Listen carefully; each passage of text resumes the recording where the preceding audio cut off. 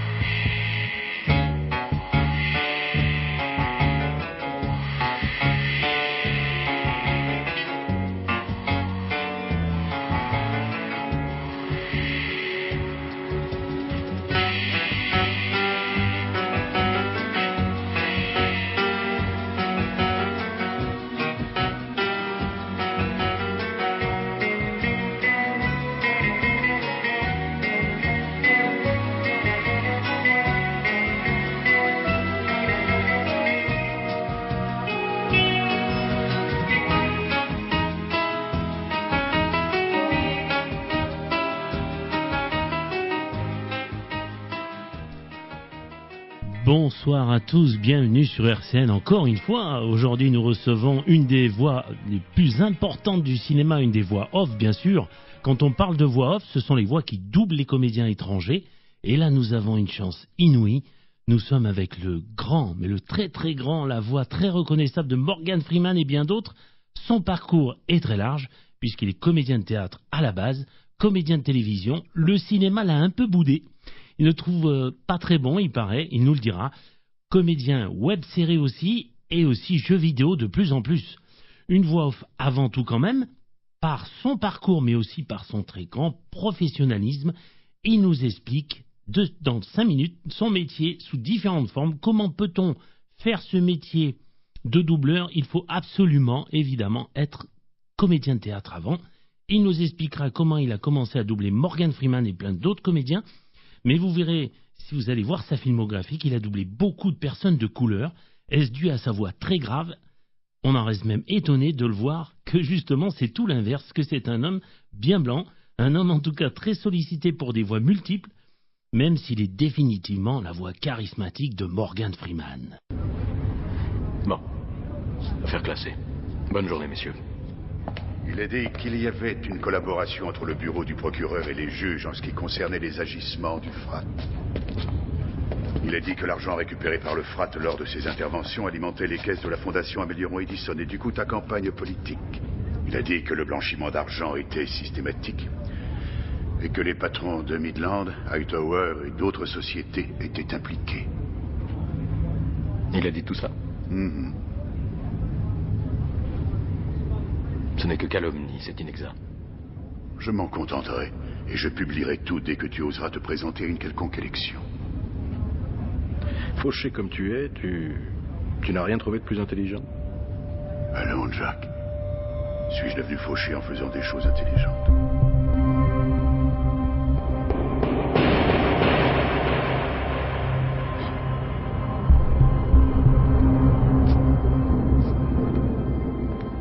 Bonjour mon cher Benoît, comment ça va? Bonjour Thierry. Très honoré de vous recevoir, vraiment, vous êtes la voix récurrente de Morgan Freeman et bien d'autres. Quelle chance de vous avoir sur plateau, c'est énorme. Quelle a été votre formation écolière? Nul. Si la question est réglée, nul. Je n'ai jamais rien fichu de ma vie, j'étais malheureux à l'école. On m'a mis en pension, ça a été catastrophique. Et dès que j'ai pu me tirer, je me suis tiré. Je m'ennuyais. Je n'étais bon à peu près qu'en français, en histoire et en géographie, le reste non. Les mathématiques n'en parleront pas. Physique, chimie, la honte. Gymnastique, pas mal. Éducation religieuse, comme tout le monde, mais je vous parle des années... j'ai quand même 75 berges. Bon, donc d'accord. Mais on oublie cette époque-là. Quelles ont été vos formations professionnelles? J'ai fait l'École nationale de théâtre de Strasbourg, qui était dans les années 60 l'équivalent pour la province du Conservatoire national de Paris, avec un enseignement qui était tout à fait différent d'ailleurs de celui donné à Paris. Et c'était un cycle d'études de 3 années. On y rentrait sur concours. Et au bout de 3 ans, on pouvait partir en province dans d'autres centres nationaux d'art dramatique où on commençait un peu notre carrière de comédien. D'accord, donc vous êtes au même cours que Tchéky Cario. Peut-être, Ouais. peut-être.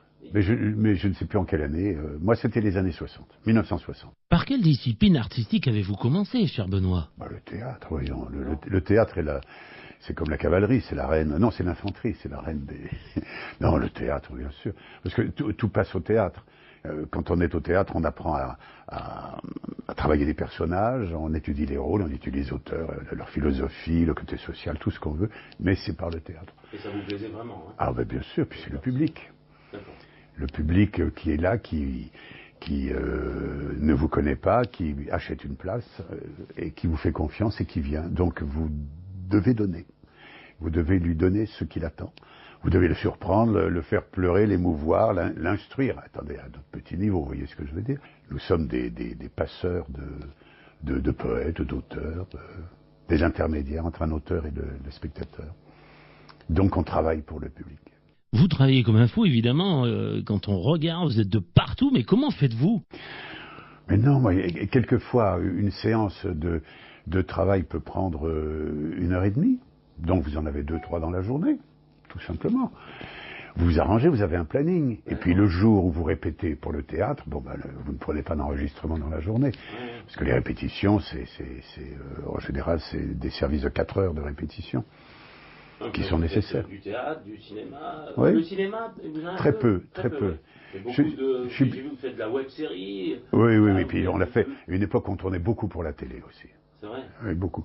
Puis j'ai tourné avec des réalisateurs qui sont tombés complètement qui sont tout à fait méconnus maintenant, mais c'était des grands réalisateurs comme Jean-Christophe Averty, par exemple, qui était un pionnier de la télévision. Là, on dit « Ah, c'est vieux, on ne connaît pas, etc. » Oui, mais c'est grâce à des gens comme ça qu'il y a des émissions comme maintenant, dont le contenu, bien sûr, a complètement changé. Mais c'est vrai, on n'arrêtait pas de travailler. Évidemment, vous travaillez dans tous les domaines artistiques. Quelle est la prestation qui vous plaît le plus? Ah, c'est le théâtre. C'est vrai? Ah oui, c'est sur un plateau, c'est avec le public, oui. Mais les plaisirs sont différents. Bien sûr. Donc, quand ils sont différents, ça ne veut pas dire qu'ils n'aient pas la même qualité, tout simplement. Hein. On a du plaisir avec les spectateurs, on a un plaisir au micro quand j'ai à servir Morgan Freeman, c'est du bonheur. Et j'ai vu John Goodman aussi, où vous doublez beaucoup. Dans quel film? J'ai vu, il y a pas mal de films. Ah bon? Ah peut-être, oui. C'est les 2 voix les plus dominantes dans votre carrière. Ah bon? Alors, petite confidence, je ne note rien, ou très peu. Et quand je suis invité dans des conventions, et qu'il y a des cinéphiles ou des passionnés dans la salle, qui disent « Oui, alors dans tel jeu, vous avez fait tel personnage. » Ah bon, merci de me l'apprendre. Je ne note rien, parce que bon... c'est pour ça que mais je regarde Morgan Freeman, bien sûr, ou John Holmes Jones, et quelques autres. Mais à chaque fois, ce sont des plaisirs différents et que l'on vit en entier. Quelquefois, on sort pas très heureux parce que le film n'est pas très bon ou la prestation qu'il y avait à faire, c'était pas. Mais quand même, c'est un plaisir. Autrement, on ferait pas ce métier. Vous êtes très peu sollicité pour des rôles de comédien de cinéma. À quoi est-ce dû? Je crois que je suis pas bon. Oui, je suis mal à l'aise. Je ne sais pas pourquoi. Je passe des tas de casting comme tout le monde dans des films. Tiens, celui-là, je peux le faire. Le rôle, je peux le faire. Puis je ne sais pas pourquoi. Peut-être que c'est inconsciemment mon moi qui ne veut pas. Peut-être, je ne sais pas. Mais j'ai travaillé avec Claude Sautet qui m'a complètement terrorisé, mais qui était un homme formidable. Mais terrorisé parce que c'est un homme qui s'exprimait très très brutalement et violemment sur le plateau, mais qui en fait avait un cœur d'or. Dans Mado, qui remonte à 76. J'ai fait quelques films, mais pas trop. J'ai beaucoup plus tourné pour la télévision. Voilà. Mais c'est comme ça, vous savez. Bon. Pas de problème. Vous allez entendre la BO du film The Wall, composé par les Pink Floyd en 1979.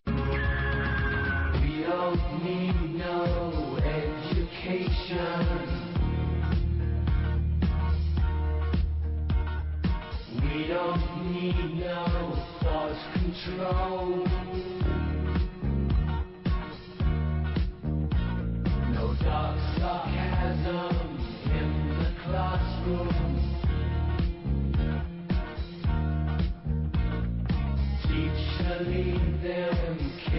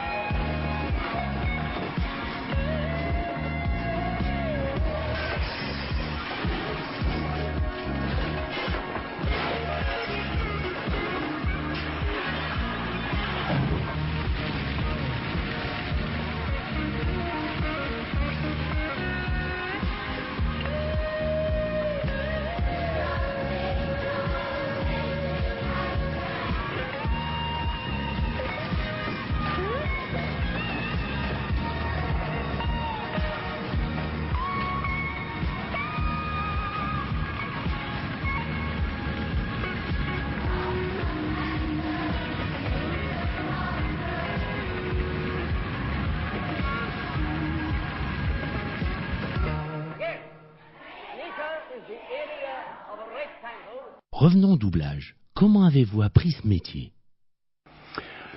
Alors, quand je suis arrivé à Paris, après avoir quitté la province, n'est-ce pas, comme tout le monde, on m'a dit... Je faisais énormément de radio.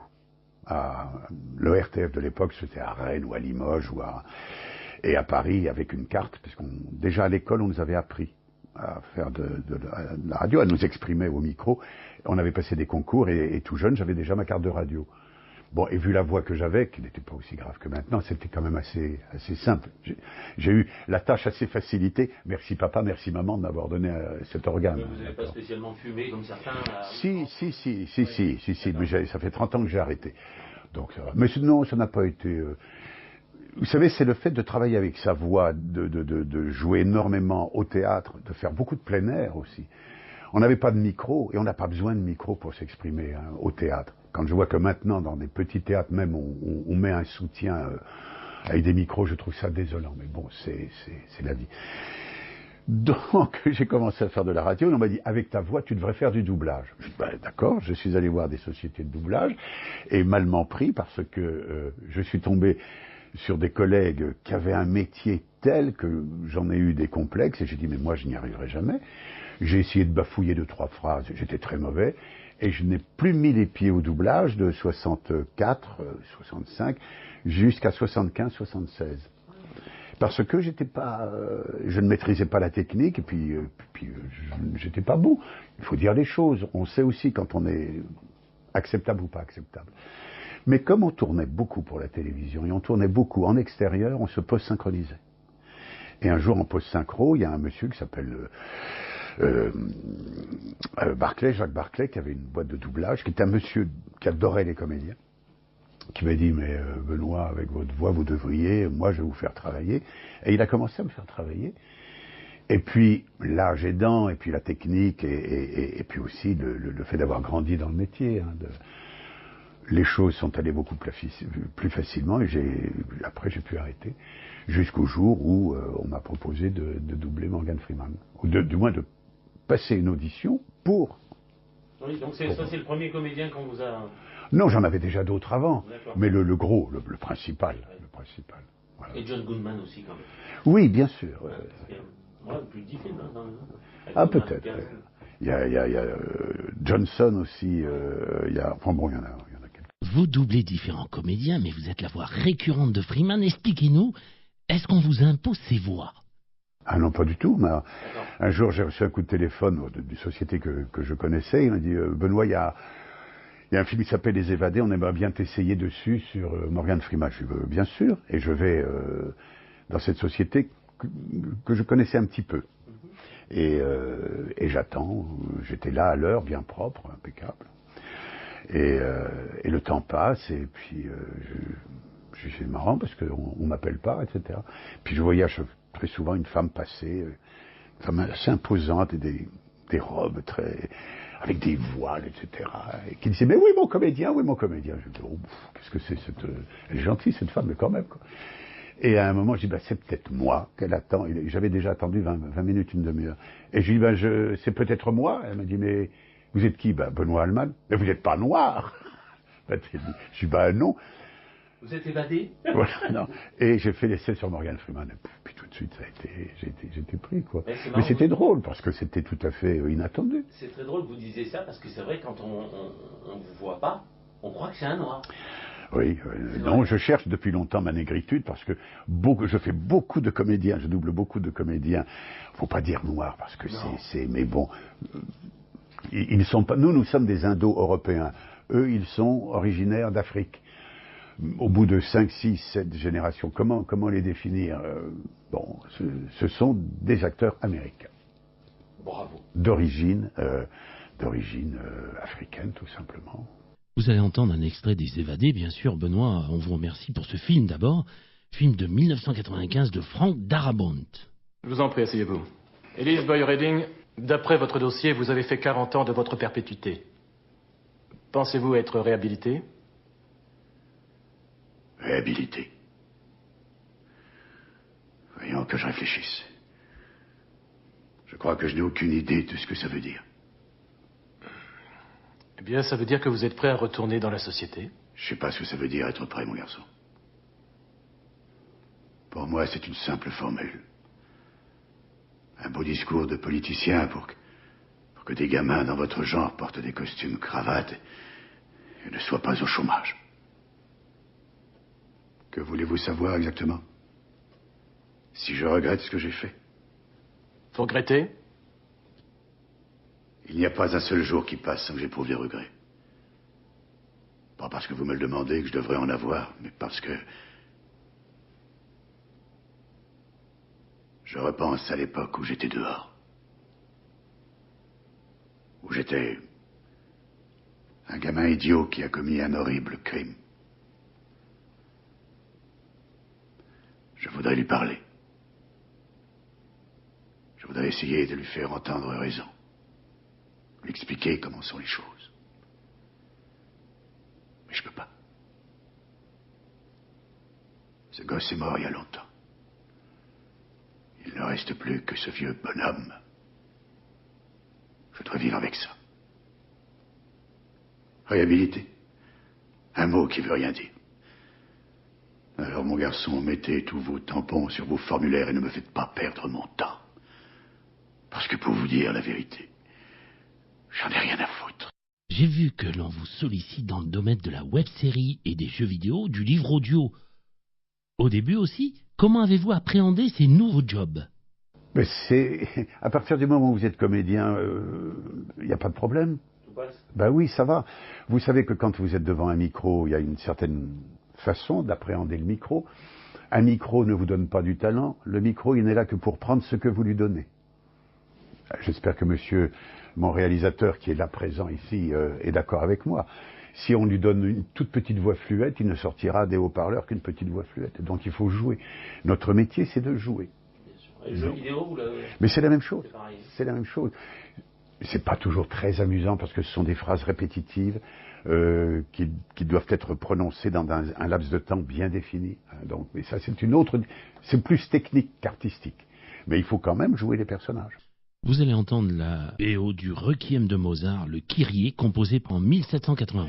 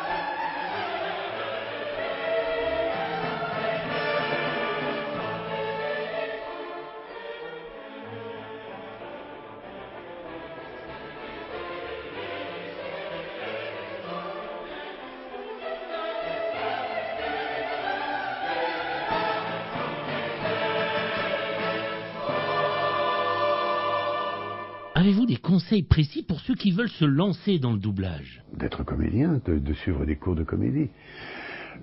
On ne peut pas passer directement au doublage sans faire théâtre, on est bien d'accord, hein? Ben, pourquoi le théâtre? Parce que le théâtre, bon, on suit des cours de théâtre. Qu'est-ce qu'on vous apprend? On vous apprend à jouer Sganarelle, on vous apprend à jouer Molière, la tragédie Corneille, ou un Shakespeare, ou une pièce contemporaine. Ce sont des personnages que l'on aborde. Des personnages, on les construit On n'a que le verbe, on n'a que ce que le poète a écrit. Il faut après leur donner une structure, il faut leur donner un corps à ces personnages. Le corps, c'est nous, notre instrument, c'est le corps. Avec Louis, la diction, enfin la parole, les sensibilités, l'intelligence, quelquefois, c'est quand même parce que voilà. Mais la voix, c'est fait partie de notre instrument. Et notre instrument, le corps entier, ça se travaille, ça se modifie aussi. Ce que l'on fait quand on joue la comédie au théâtre, c'est que le corps se transforme. Quand on la joue au cinéma, on vous prend pour ce que vous représentez surtout. Vous faites des belles compositions, ça, il n'y a aucun problème. Oh là là. Mais c'est beaucoup moins qu'au théâtre. Au théâtre, on peut se permettre de jouer les bossus. Et même de caricaturer un peu. Au cinéma, on ne peut pas. Hein, vous voyez ce que je veux dire. Le jeu n'est plus tout à fait le même. Mais tout ça, ça s'apprend. Si un garçon ou une fille me dit « Oh, j'ai une voix formidable, j'adore le doublage, est-ce que je peux essayer ?» Si j'ai les moyens, je dis « Tenez, essayez. » Alors vous la mettez devant le micro, vous passez la boucle, et vous la laissez s'exprimer. Et après, elle comprendra et dit « Oui, non, il faut que j'apprenne à jouer la comédie. Oui. » Parce que vous êtes obligé de faire ce que le comédien exprime à l'image. Et vous ne pouvez pas changer la pellicule. Il est imprimé, il est là, il existe. Et en plus, vous avez un devoir vis-à-vis du personnage que vous doublez, de l'acteur que vous doublez, c'est que vous le représentez dans une version française, donc c'est votre voix, et vous ne devez pas déflorer ce qu'il a fait, vous devez faire ce qu'il fait, avoir la même intention, les mêmes sentiments, la même intériorité, le même rythme. C'est pas du mimétisme, c'est pas du karaoké. Il faut ressentir intérieurement ce qu'exprime le comédien à l'image. Et quand vous avez la tête de Morgan Freeman, 15 mètres sur 20 dans les studios, parce que c'est énorme, et que vous voyez le moindre petit rictus qu'il a au visage, c'est l'expression d'un sentiment. Il faut rendre ça, mais uniquement vocalement. Et voilà. Donc tout ça, ce sont des finesses. Et nous y arrivons grâce au directeur artistique qui est sur le plateau, mais aussi à l'ingénieur du son. Car l'ingé son est là. Sans l'ingé son, on ne fait rien. Eh oui, le gars, il n'est pas là pour ouvrir les potards et puis dire, vas-y, enregistre. Il vous suit dans le mouvement, il vous suit en puissance quand la scène est d'une violence. Il règle en permanence, il joue. C'est un travail commun, artistique, technique, le comédien, le directeur artistique, l'ingé son. Mais au théâtre, c'est pareil. Qu'est-ce que vous voulez faire sans un régisseur, sans quelqu'un à la lumière et au son? Vous ne pouvez pas. Tout ça, c'est du travail d'équipe. Et qui s'apprend? Donc il faut passer par le théâtre, c'est obligatoire. Il faut passer par le théâtre et par des écoles. Moi j'ai eu cette chance, pardonnez-moi, je ne veux pas parler de moi tout le temps, je ne suis pas un exemple, mais j'ai eu cette chance à l'École nationale de Strasbourg dans les années 60, tous les samedis. Nous ne travaillions pas nos rôles, ou le maquillage, ou l'acrobatie, l'escrime, la voix, le chant, la danse, puisqu'on faisait toutes ces disciplines. On nous mettait sur le plateau de théâtre avec un décor à monter, les lumières à monter. À 9h du matin, à midi, le décor est monté, la lumière est faite. On a appris les matériaux, on a appris à manipuler des décors, à les monter et à régler les projets. Et ça, c'est très important. Quand je vois des comédiens qui rentrent sur un plateau en disant « Ouais, quoi, le projecteur, ceci, cela », ou qui poussent le pendrillon en rentrant, je dis « Non, il y a une discipline. C'est un lieu sacré, le théâtre. Il n'y a pas une poussière au sol. On ne peut pas jouer dans un endroit sale. On ne peut pas. Et il faut connaître la technique. Voilà. Je suis très emmerdeur sur ce plan-là. Ouais, vous êtes comme Rémus. J'ai eu la chance d'interviewer Isabelle Noin Rémus à Pipi. Ouais. Et Rémus, il était comme vous. Ah bon? Ça fait plaisir. Oui, mais je n'ai pas son talent. Alors, comment voyez-vous évoluer le doublage dans les années à venir? Alors, les Américains, avec Google et compagnie, travaillent sur la voix synthétique, et ils vont y arriver. Ils vont y arriver. C'est-à-dire que même maintenant, on prend... Oui, c'est-à-dire qu'on va vous dire, voilà, on va prendre votre voix, un échantillonnage de votre voix, et on en fera ce qu'on en voudra, on la plaquera, et on lui donnera toutes les émotions que l'on veut. Ça va arriver. D'ailleurs, on essaie de trouver des parades, enfin des camarades au sein d'associations essaient avec des juristes, de voir comment on peut faire, parce qu'on n'a rien à foutre de l'artistique, hein, c'est le pognon. Ils ne cherchent que le pognon, ça, voilà. Surtout aux États-Unis. Mais en France aussi, c'est déjà, bien sûr. Mais de toute façon, les 3/4 des choses que vous faites, nous, le doublage, en France, ce sont des majeures compagnies américaines. Ben oui. La plus grosse, c'est pas Dubbing Brothers, c'est ça? Ah non, mais ça, Dubbing, c'est un studio simplement de doublage. Il ne produit pas, lui. il a des coproductions, il a des productions américaines comme il a les anglaises ou des allemandes ou il reçoit des films du monde entier. Non, mais l'intérêt, c'est que l'artistique ne coûte le moins cher possible. Le doublage, c'est vrai qu'un doublage coûte cher, un bon doublage. Vous vous rendez compte quand vous avez 6 à 7 comédiens pendant 5 jours sur un plateau, plus des scènes de rue où il y a énormément de petites interventions, il y a le mixage son, etc. Si on pouvait se passer de tout ça et le faire automatiquement en machine, ce serait formidable pour eux. Mais ils vont y arriver. Vous allez entendre un extrait du contrat film de 2006 de Bruce Beresford. Va falloir vous débrouiller, je vous enlève plus les menottes. Vous pouvez pas m'en vouloir d'avoir essayé.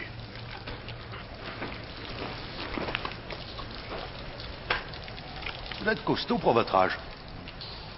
Entraînement militaire. Qu'est-ce qui s'est passé? Pourquoi ils en ont après vous? J'avais fumé dans un restaurant. Ils ne rigolent pas avec ça de nos jours. Qui sont les types qui nous suivent? Des amis. Enfin, pas les vôtres.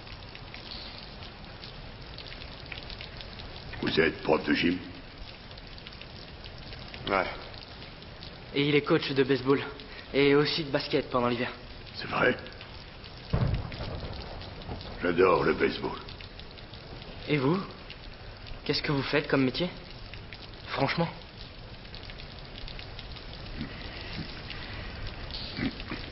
Je suis un exterminateur. Un exterminateur? Quoi, vous éliminez les termites? Non, pas exactement.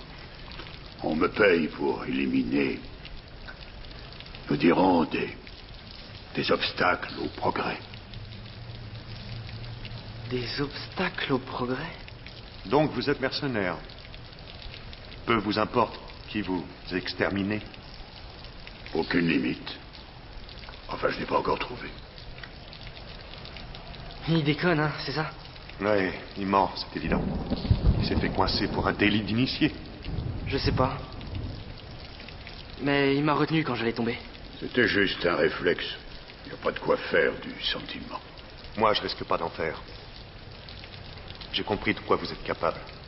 Vous allez entendre Si tous les gars du monde, composé par Marcel Achard et Georges Van Paris, chanté par les Compagnons de la chanson en 1957. Si tous les gars du monde décidaient d'être copains et partageaient un beau matin leurs espoirs et leurs chagrins. Si tous les gars du monde devenaient de bons copains et marchaient la main dans la main, le bonheur serait pour demain. Ne parlez pas de différence, ne dites pas qu'il est trop blond, ou qu'il est noir comme du charbon, ni même qu'il n'est pas né en France.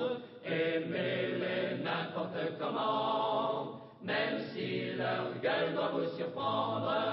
L'amour c'est comme au régiment, il faut pas chercher à comprendre. Si tous les gars du monde décidaient d'être copains et partageaient un beau matin leurs espoirs et leurs chagrins. Si tous les gars du monde devenaient de bons copains et marchaient la main dans la main, le bonheur serait pour demain. J'ai mes ennuis et vous les vôtres, mais moi je compte sur les gars. Les copains qu'on ne connaît pas peuvent nous consoler des autres. Tous les espoirs nous ont péri, le bonheur c'est une habitude. Avec 200 millions d'amis, on ne craint pas la solitude.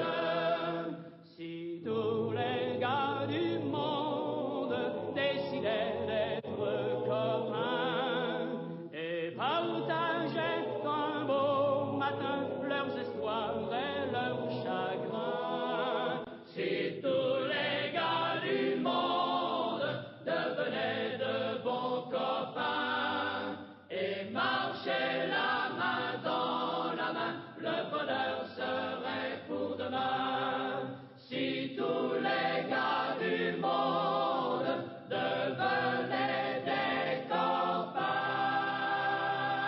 La semaine prochaine, on reçoit de nouveau nos extraterrestres du western. Nous serons de nouveau avec nos deux compères et extraterrestres Vince Rogers et Ron Border, les spécialistes du western. L'émission du mois dernier a fait grand bruit et on nous demande en force. Nous serons encore une fois avec plaisir tous ensemble pour une spéciale western et pas des moindres. Nous ferons une émission hors norme en essayant de ressembler à notre maître du western, Eddie Mitchell, avec un des acteurs du western les plus charismatiques et aussi d'autres genres. Grand par la taille, l'homme qui avait peur de rien, en étant décontracté, un homme qui avait fait divers jobs avant d'être au cinéma. Il y est même revenu après divers bagarres dans le civil et d'autres mésententes avec ses patrons.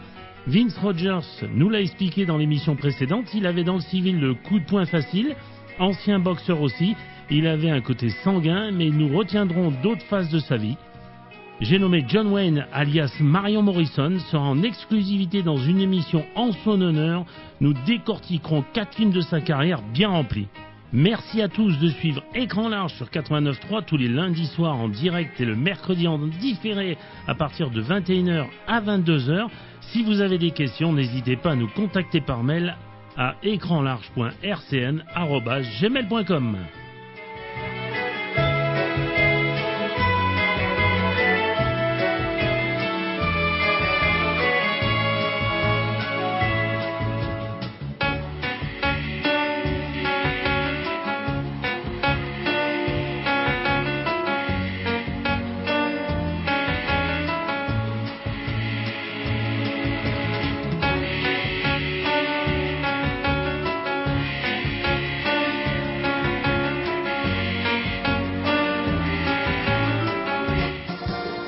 Écran large, l'émission qui rassemble comédiens, réalisateurs, cascadeurs, doubleurs.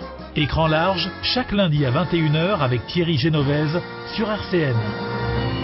Retrouvez ce moment en libre accès sur rcnradio.info, page podcast.